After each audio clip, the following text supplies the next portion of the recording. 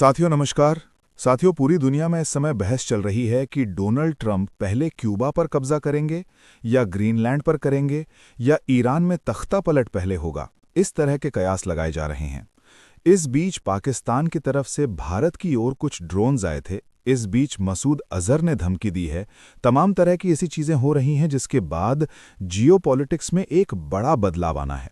अब ये बदलाव किस तरह से आएगा वो तो समय बताएगा, लेकिन बदलाव क्या आना है उस पर हम बात करते हैं। एक एक करके डिस्कशन करते हैं।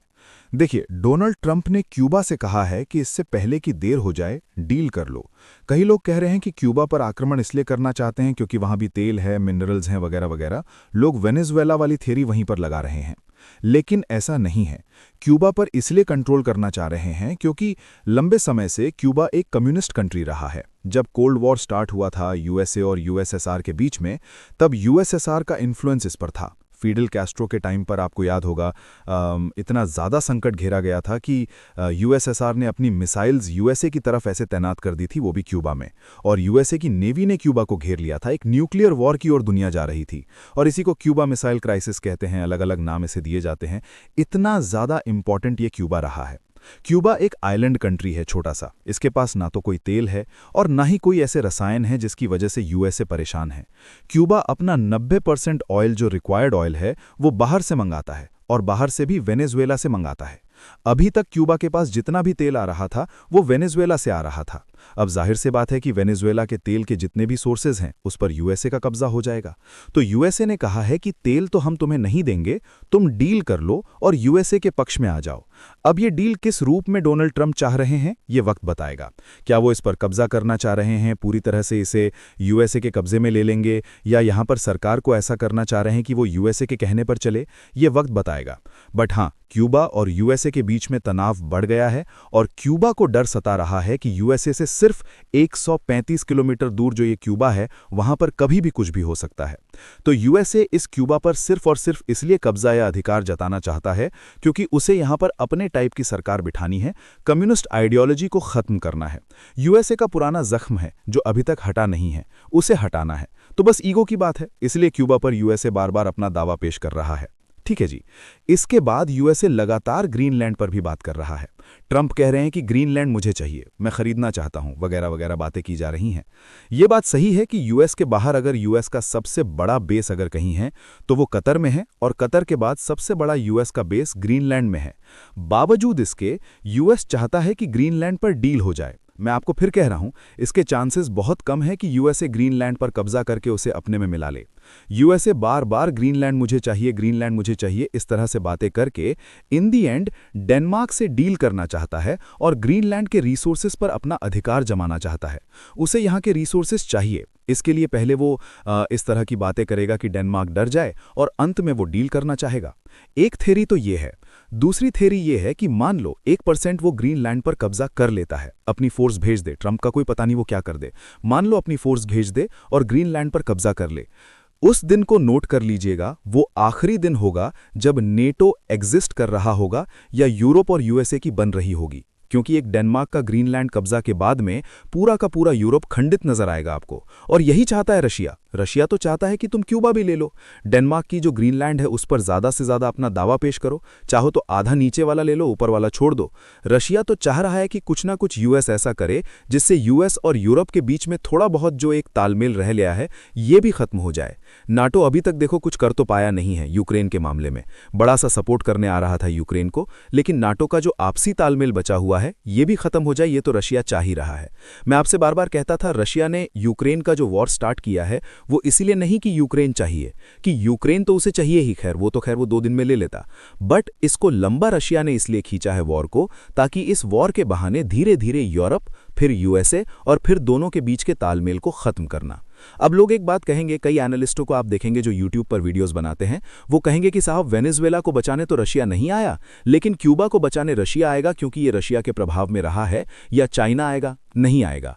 रशिया यूएस में कहीं ना कहीं ये अंडरस्टैंडिंग है कि भाई तुम्हें क्यूबा लेना है ले जाओ, तुम्हें वेनेजुएला लेना है ले जाओ। क्या बोला ट्रंप ने क्या बोला था कि जितना भी वेस्टर्न हेमिस्फीयर है वो यूएस के प्रभाव में रहना चाहिए। रशिया ने कहा हाँ ठीक है, रख ले। अब प्रभाव ट्रंप कैसे रखना चाह रहा है, इसको किडनैप कर लिया, इसको धमका दिया, तरीका गलत है। इस गलत तरीके की वजह से यूएस के जो टर्म्स हैं या जितने भी उसके अड़ोसी पड़ोसी उससे डरते थे अब डरना बंद कर देंगे और यूएस के साथ इनका अब कन्फ्रंटेशन स्टार्ट हो जाएगा, लड़ाइयां स्टार्ट हो जाएंगी, चाहे टेंशन्स के तौर पे ही सही। अब यूएस को ना चाहते हुए भी अपनी फोर्सेस जो उसने बाहर लगा रखी थी दूसरी दुनिया में, वो अपने अड़ोस पड़ोस में लाकर के स्थित करनी पड़ेगी, क्योंकि यूएस को भी खतरा रहेगा यार कौन सा कोई पड़ोसी कब क्या कर दे। तो अब यूएस अपनी फोर्सेस को समेट रहा है या समेटेगा, यही रशिया चाहता है, बस और क्या चाहता है। उसके लिए रशिया को एक क्यूबा गंवाना पड़े, वेनेजुएला गंवाना पड़े, कोई दिक्कत नहीं है। रशिया यहां पर ले तो रहा है यूक्रेन, आने वाले समय में हो सकता है कोई एक देश और ले ले। तो मामला ऐसा है, ये पूरा खेल चल रहा है। तो रशिया खुद भी जानता है कि हम अभी इतने पावरफुल नहीं हैं कि पूरी दुनिया में अपनी फोर्सेस भेज के वेनेजुएला को बचा लें, क्यूबा को बचा लें, अन्य देशों को बचा लें। रशिया जानता है, रशिया की प्रायोरिटी अभी ये है कि यूरोप को कमजोर करो, तोड़ो, यूरोपीय यूनियन को कमजोर करो, नाटो को ध्वस्त कर दो, यूएस को इतना सिकोड़ दो कि यूएस अपने इर्द गिर्द ही रह जाए, बस। अब दूसरे टॉपिक पर आते हैं। दूसरा टॉपिक क्या कह रहा है? दूसरा टॉपिक कह रहा है कि ईरान को धमकी दी गई है। ये देखिए, ईरान को धमकी दी गई है कि यूएस बड़े स्ट्रांग ऑप्शंस तलाश रहा है ईरान के लिए। ईरान में अभी तक बताया गया है कि वहां की सरकार ने 10,000 से ज्यादा लोगों को गिरफ्तार कर लिया है, 500 से ज्यादा लोग मारे जा चुके हैं।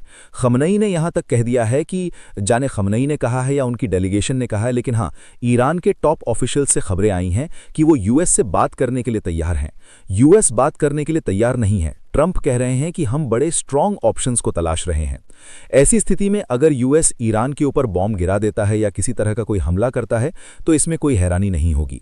इसमें आप एक चीज और नोट कर रहे होंगे कि पूरे प्रकरण में, ईरान वाले में, इजराइल ज्यादा कुछ बोल नहीं रहा। नेतन्याहू ने एक आध बार आकर के कुछ कह दिया है, ज्यादा कुछ बोल नहीं रहा, शांत बैठा हुआ है। तो क्या इजराइल इस मामले में शांत बैठा रहेगा? अभी जो ईरान और इजराइल की लड़ाई हुई थी 6 महीने पहले, कितना ज्यादा मामला गर्मा गया था। उसके बाद आज जो ईरान में हो रहा है उसको लेकर के इजराइल क्या शांत बैठा रहेगा? नहीं बैठा रहेगा।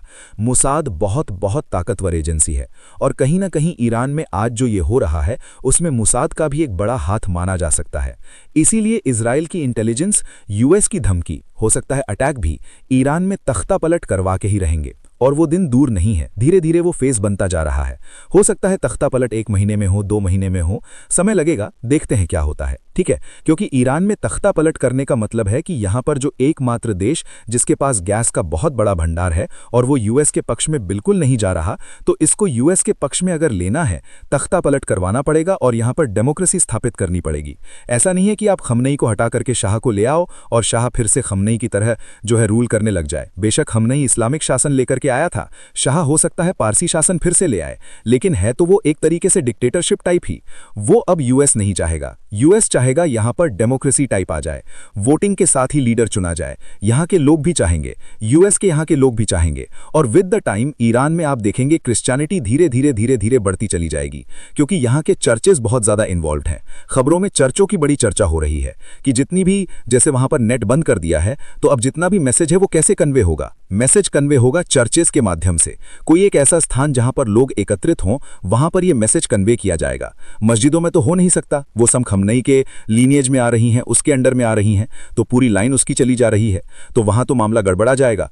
चर्चेस के माध्यम से मैसेज को कन्वे किया जा रहा है और आने वाले समय में यही चर्चेस वहां पर एक बहुत ही इंपॉर्टेंट प्लेयर्स बनेंगे और फिर क्रिश्चियनिटी को बढ़ाएंगे, जैसे भारत में बढ़ाया था।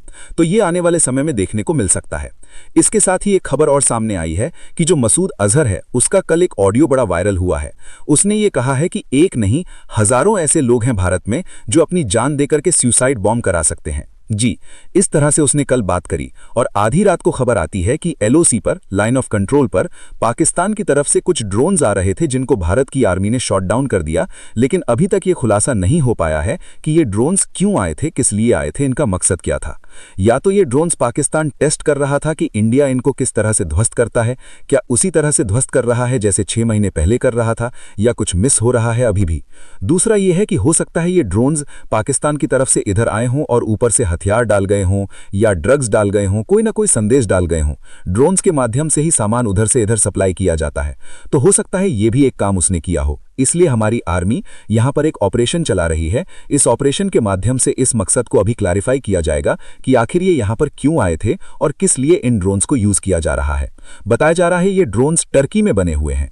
टर्की में बने हुए इन ड्रोन्स को पाकिस्तान पहले भी यूज कर रहा था, ऑपरेशन सिंदूर के बाद वाले जो युद्ध टाइप हुआ था उसमें, और अभी भी पाकिस्तान उन ड्रोन्स पर काम कर रहा है।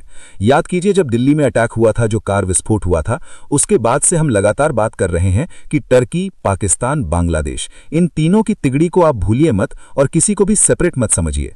पाकिस्तान इस समय युद्ध चाह रहा है हमसे या सिर्फ हमको उकसाना चाह रहा है, ये वक्त बताएगा। बट हाँ, आने वाले समय में अब धीरे धीरे आप देखेंगे इस तरफ कोई ना कोई डिस्टर्बेंस पाकिस्तान की तरफ से आपको देखने को मिलेगा। अब एक चीज पर गौर और करिए, यूएसए का वेनेजुएला में ये ऑपरेशन चलाना, तख्ता पलट करना, उसी के कुछ दिन पहले से चाइना ताइवान के निकट अपनी एक्सरसाइजेस कर रहा है, मिलिट्री एक्सरसाइजेस।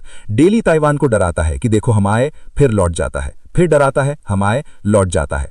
और अब भारत के कश्मीर में भी पाकिस्तान के ड्रोन्स आ रहे हैं और ईरान में ऑपरेशन चल ही रहा है। चारों ऐसे पॉइंट जिनकी हम समय समय पर चर्चा कर रहे हैं कि ये होना है, अल्टीमेटली हर जगह अब आप सुगबुगाहट देख रहे हैं।